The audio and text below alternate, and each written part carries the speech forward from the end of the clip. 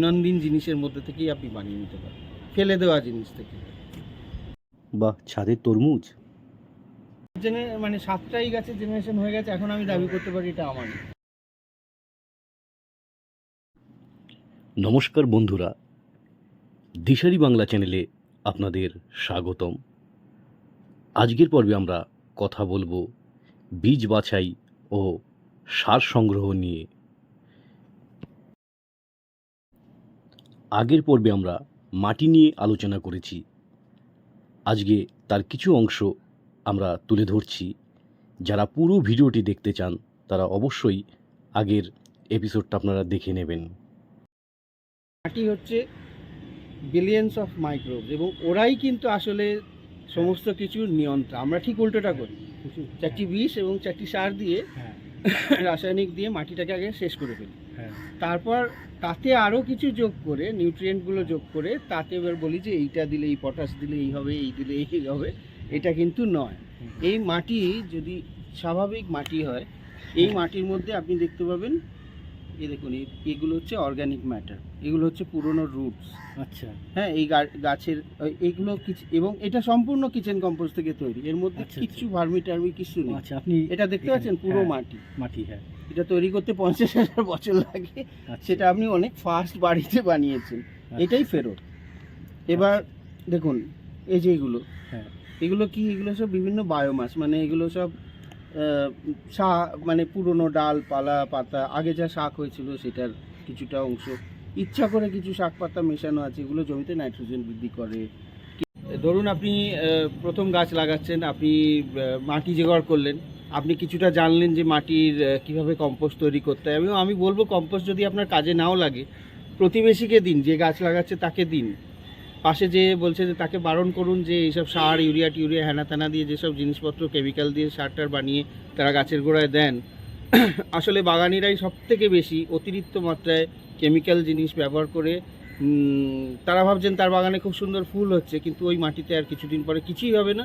এবং উনি কন্টিনিউয়াসলি কিন্তু পরিবেশের প্রভূত ক্ষতি সাধন করে চলেছেন, মৌমাছিদের ক্ষতি করছেন, প্লাস ওই যে জলটা বয়ে বয়ে যাচ্ছে, ওই জলটা গিয়ে যে কী যে সর্বনাশ করছে সেটা আপনি একটু পড়লেই জানতে পারবেন। ওগুলো বন্ধ করুন, বাড়িতে নিজে কম্পোস্ট তৈরি করুন, এবং বিশ্বাস করুন খুবই ভালো ফুল ফল শাকসবজি সবই হওয়া সম্ভব।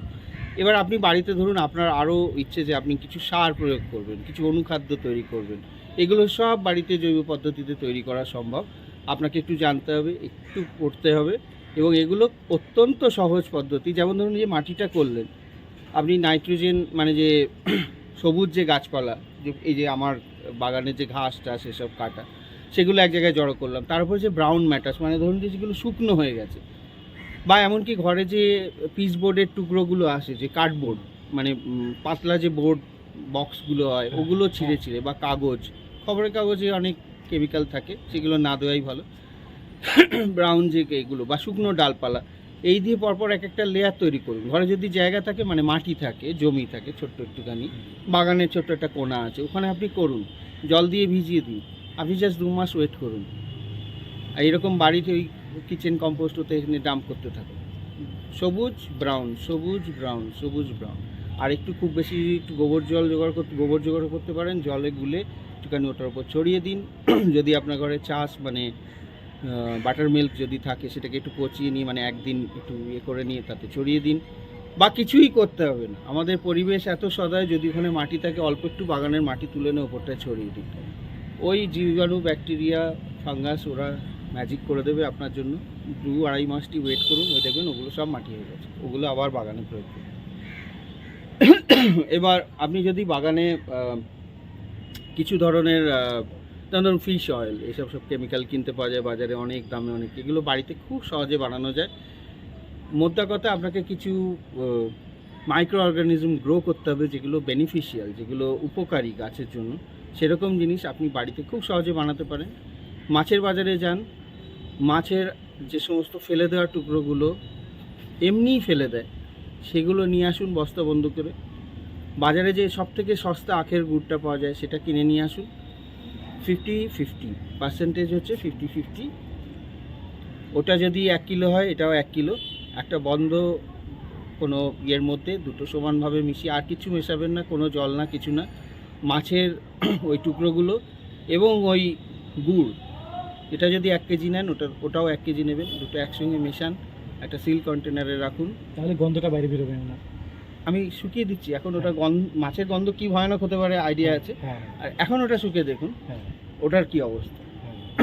ওইটা আপনি এবার জলের সঙ্গে মিশিয়ে ডাইলিউট করে 1:20 রেশিওতে গাছের পাতায় ফলিয়েজ স্প্রে করুন, গাছের মাটিতে দিন, আপনার দুর্ধর্ষ একটা সার। এরকম আরও বহু কিছু আছে, আপনি কম্পোস্ট টি তৈরি করতে পারেন, আরও এরকম আরও অনেক কিছু আছে যেগুলো বাড়ির দৈনন্দিন জিনিসের মধ্যে থেকেই আপনি বানিয়ে নিতে পারেন, ফেলে দেওয়া জিনিস থেকে। বাহ, দারুণ তরমুজ হয়েছে তো। প্রথমে ধরুন আপনি কিছুটা, আমি বলবো যদি আপনাকে কিনে যদি শুরু করতে হয়, আমি বলবো বাজার থেকে কোকোপিট আর ভার্মি কম্পোস্ট কিনুন।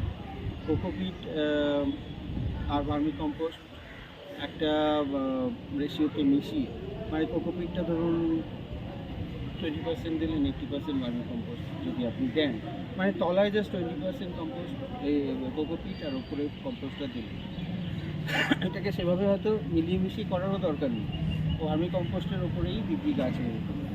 এবং আপনি সেটাকে বেশি ঘাটাঘাটি করবেন না, মানে যে মেখে টেকে একাকার করলেন, 10টা আরও 60টা মেশালেন, এসবের কোনো প্রয়োজন নেই। আপনি মাটিতে কি কি দিতে পারেন, দেখুন যখন গাছ শীত থেকে যখন হচ্ছে তখন কিন্তু তার বেশি খাদ্য ইনিশিয়ালি লাগে না, সে শুধু জল আর এটা দিয়ে শুরু হয়। কিন্তু গাছটা যখন একটু বড় হয় তখন তো আর বিভিন্ন ধরনের খাবার দাবার লাগবে না, সেটার জন্য ভার্মি কম্পোস্ট থেকে না আমরা তাকে বেশি একটা মানে কিছু খাইয়ে বড় করবার, কমপ্ল্যান বেবি করবার চেষ্টা করি, সেটা না করলেও গাছ আপনার দিব্যি। এবার ধরুন আপনার কিছু কিছু জিনিস যদি আপনি মাটিতে তৈরির সময় মেশান, তাহলে সেটা গাছের পরবর্তীকালে বড় হওয়ার পক্ষে খুবই সহায়ক হয়। যেমন ধরুন সর্ষে, অনেকে সর্ষে খোল পচিয়ে গাছে দেন, আমি সেটা করি না, আমি সর্ষে খোলটাকে গুঁড়ো করে সেটাই গাছের একটা খুবই সামান্য পরিমাণে, যখন কোনো গাছ প্লান্ট করলাম, রিপ্লান্ট করলাম, একটা ছোটো গাছ এক জায়গা থেকে আসবে, তখন একটু গোল করে চলে এইটা দোল হয়ে যাওয়ার পরেই ওল গাছ লাগাতে হবে। আমাদের বাংলার পুরনো সব প্রবাদগুলো বাগানের সব চাষিরা তো ভুলে যায়, দোলের পরে দোল আর দোলের পরেই ওল। যেমন কত বড় হয়ে গেছে এটা কত বড় হল হবে?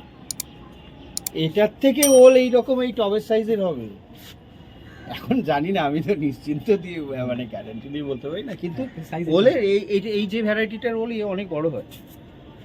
ওল হওয়ার আগেই ওই শাকগুলো খাবো। আচ্ছা, এই বীজটা কোথা থেকে নিয়ে এসেছিলেন? এই বীজটা ডিআরসিএসি মানে একটি সংস্থা আছে যারা এই জৈব চাষ এবং তাদের এরকম বহু সংস্থা আছে যারা এখন এগিয়ে আসছে এই ধরনের কাজ করে। এবার অনেক গাছ তো মরে যায়, যেমন এই গাছটা শুকিয়ে যাচ্ছে, হ্যাঁ, এই গাছটা এখনো কাটিনি, মানে এটা কি করবেন এবার? এইটা হচ্ছে দেখুন, এই বাগান থেকে আমি কিছুই ফেলিনি, এই বাগানের যা কিছুই হয়, দেখুন গাছ হলো, গাছটা তারপরে মারা গেল, বা শুকনো যে ঘাস, যে গ্রাস ক্লিপিং, এগুলো কিছুটা, এগুলো যখন এটা সবুজ অবস্থায় থাকে এগুলো সব আবার কম্পোস্টে চলে যায়, আর যখন একদম শুকিয়ে যায় তখন এগুলো দিয়ে মালচিং। আর এই যে গাছগুলো রয়েছে, এটা যেমন সূর্যমুখী হয়েছে, এতে এখনো সিড আছে, এই সিডগুলো আমি রেখে দেবো, এই সিডগুলো এখনো কালেক্ট করা হয়নি, এই সিডগুলো কালেক্ট করে এটা আবার নেক্সট সিজনে লাগাবার জন্য, আর এই সিডগুলো বেছে তৈরি করা হবে, আর কিছু সিড বাড়িতে এমনি খাওয়ার জন্য সূর্যমুখী সিড খাওয়া। আচ্ছা, হ্যাঁ, খাওয়ার কাজে হ্যাঁ, খাওয়ার কাজে লাগে, খুবই ভালো খেতে হয়। এটা কোথায় পেয়েছেন? এই গাছের সিডটা কোথায় পেয়েছেন? এই গাছের সূর্যমুখী এই সিডটা আমার গত বছরের সিড থেকে করা, তার আগের বছর। ও আচ্ছা, এটা কয়েক জেনারেশন ধরে প্রথম সিডটা, এটা 7, কিন্তু এটা এখন 7 জেনারেশন চলছে। এটা হ্যাঁ 7-এর বেশি হয়ে গেল, কারণ বছরে এটা মানে দুবার হয়েই যায়, টেম্পারেচার অনুযায়ী দেখে যে এই সময় লাগানো যায় দেখে আমি লাগিয়ে। তো মাটির পরে তো সিডের একটা ব্যাপার আছে। হ্যাঁ, তো সিড করতে গেলে এইভাবে আমরা নিজেদের সিড দেখুন, শুরুতে তো আপনি তো সিড এমনি পাবেন না, আপনি যেবার লোকজন, প্রথম কথা হচ্ছে যে আপনার মতো যারা জৈব চাষ করছে তারা কোনো ধরনের মানে জিএমও সিড নয়, বা কোনো ধরনের কি বলবো, যদি দেশি স্থানীয় কোনো বীজ আপনি জোগাড় করতে পারেন, এরকম পাওয়া যায়, বহু জায়গাতেই পাওয়া যায়, এবং ওই দেশি বীজের দাম কমও হয়।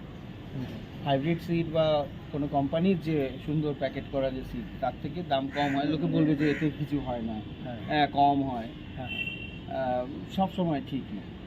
দেশি সিড আপনি যদি পান এবং সেই সিড জোগাড় করার বিভিন্ন সংস্থা আছে, তাদের থেকে আপনি জোগাড় করলেন, প্রথমটা আপনাকে কিনতেই হবে বা চেয়ে চিনতে শেয়ার করলেন, আপনার কাছে এই বীজ আছে, ওর কাছে এই বীজ আছে, আপনি বাগান করতে চান, আপনার মতো নিশ্চয়ই আরও দু একজন করবেন আশপাশে, তো তাদের থেকে এইভাবেই বদলা বদলি করতে করতে এসেছে। ভিডিওটা কেমন লাগলো তো সেটাও আপনারা জানাবেন, ঠিক আছে? লাইক করবেন এবং ভালো লাগলে অবশ্যই শেয়ার করবেন, আর চ্যানেলটাকে অবশ্যই সাবস্ক্রাইব করবেন।